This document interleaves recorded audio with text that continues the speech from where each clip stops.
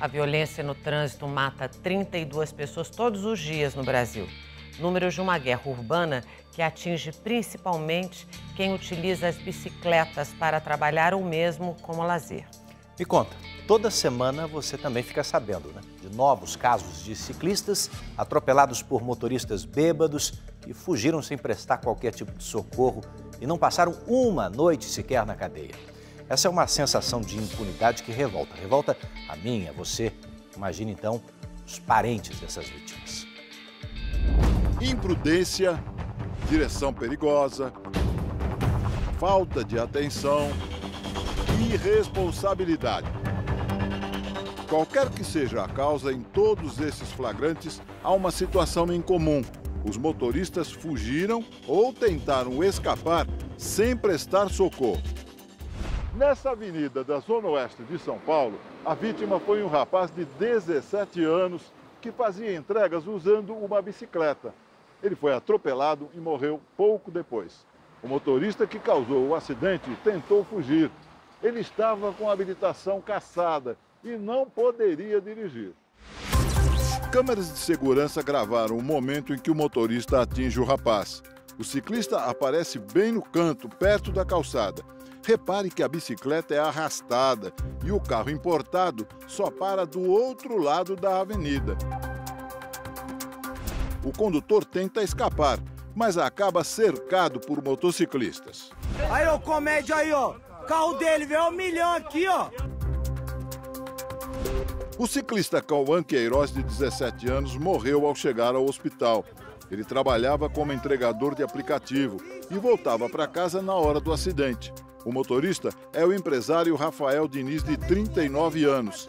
Ele confessou à polícia que bebeu e ainda estava com a carteira de habilitação suspensa, justamente por dirigir embriagado, em junho do ano passado. Com um pedaço da gente, né?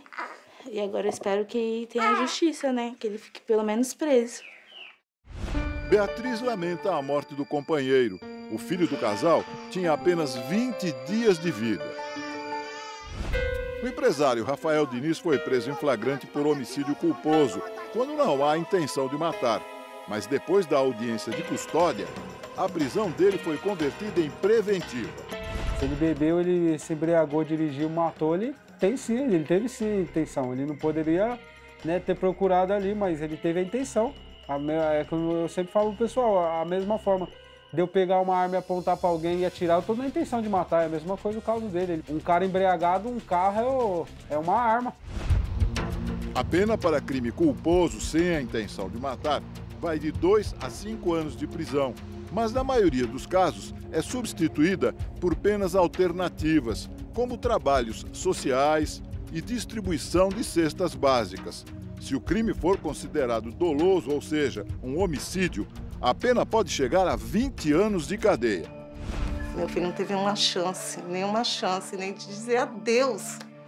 Falar, mãe, tchau, eu tô indo. Mas não, por quê? Porque um homem bêbado, né, veio e tirou a vida dele. O motorista Rafael Diniz continua preso. Deveria ficar atrás das grades até o julgamento, mas a defesa ainda tenta um pedido de liberdade provisória. O advogado disse que Rafael e ninguém da família querem falar.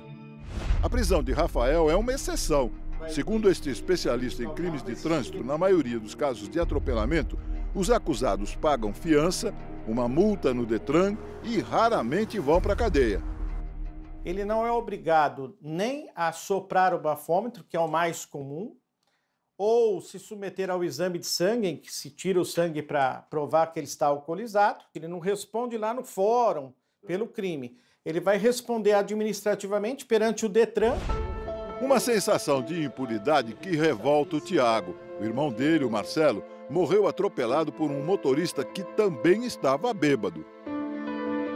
Ter residência fixa, não ter cometido nenhum tipo de crime, não pode ser premissa para liberar um cara enquanto tem uma família em luto, né? No caso do meu irmão, eu fiquei sabendo que o rapaz foi solto, não sei, 6, 7 horas da noite.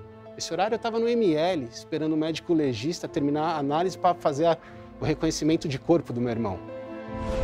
O acidente foi num domingo de manhã, nesta rodovia que liga a capital paulista ao interior. Marcelo e um grupo de ciclistas pedalavam pelo acostamento. Um carro que vinha pela faixa da esquerda atravessou a pista de repente, bateu no guarda-reio e continuou em alta velocidade até atingir o Marcelo e um outro ciclista. E aí os dois foram arremessados, né? E o acidente foi bem grave aí. Marcelo morreu no local. O executivo tinha 44 anos, era casado e pai de 5 filhos. O outro ciclista sobreviveu com ferimentos graves. Quem dirigia o carro era Renan Nascimento. O teste do bafômetro confirmou que ele tinha bebido. Mesmo assim, acabou solto. A justiça pode ser cega, mas ela não pode ser inútil, assim, ignorante ao ponto de ignorar um fato tão relevante, né? Então, é isso que a família quer lutar nesse momento.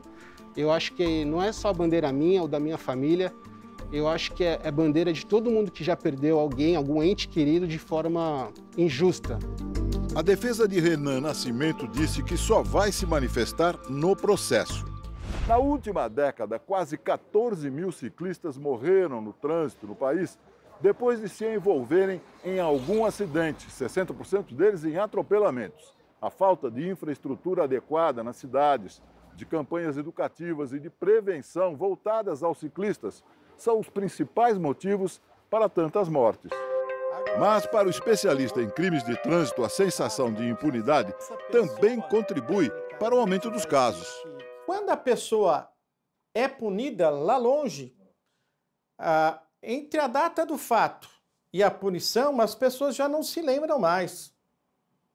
E isso dá uma sensação já de impunidade. A não prisão dá uma sensação de impunidade. O fato desse indivíduo continuar nas ruas dá uma sensação de impunidade. Impunidade que os pais de Marina lutam para combater, depois que a filha morreu atropelada há pouco mais de um ano. Marina Harcourt tinha 28 anos e, apesar da pouca idade, era uma respeitada pesquisadora de mobilidade urbana. A gente nunca espera que vai receber uma notícia dessas 4 horas da manhã, né? Que sua filha foi atropelada e que foi a óbito, né? O acusado de matar Marina é este homem gravado por câmeras de segurança ao sair de um bar em São Paulo. Pouco tempo depois, o carro é flagrado em alta velocidade nesta avenida, logo depois de atropelar Marina. A jovem foi atingida quando pedalava fora da ciclofaixa. Parentes e amigos disseram que à noite ela escolhia passar por lugares mais iluminados por causa da violência. José Maria fugiu sem prestar socorro. Depois do atropelamento, o empresário aparece no elevador do prédio onde mora, ao lado da mulher que estava com ele no carro. Não aparenta preocupação e até sorri. Ele está livre e a gente realmente não consegue entender como é que uma pessoa que comete, não só esse, né, mas todos os casos de atropelamento continuam livres. Mas pelo menos ele tinha que responder preso. O caso foi registrado como homicídio culposo. A polícia chegou ao carro de José Maria porque testemunhas anotaram a placa. O empresário de 33 anos se apresentou na delegacia 2 dias depois do acidente. Ele permaneceu em silêncio durante o depoimento, que durou 3 horas, e foi liberado porque não havia flagrante. A gente constituiu uma advogada criminalista, né, muito competente, que a gente tem todo o apoio, né, jurídico com relação a isso, e a gente tem que acreditar que isso vai ter uma penalidade, né, porque não é possível, né, não é possível. Em nota, a defesa de José Maria disse que trabalha com ausência de dolo, ou seja, de culpa, porque não existem provas de que o acusado ingeriu bebidas alcoólicas e que, encerrada a fase de instrução do processo, os advogados agora aguardam a manifestação do Ministério Público.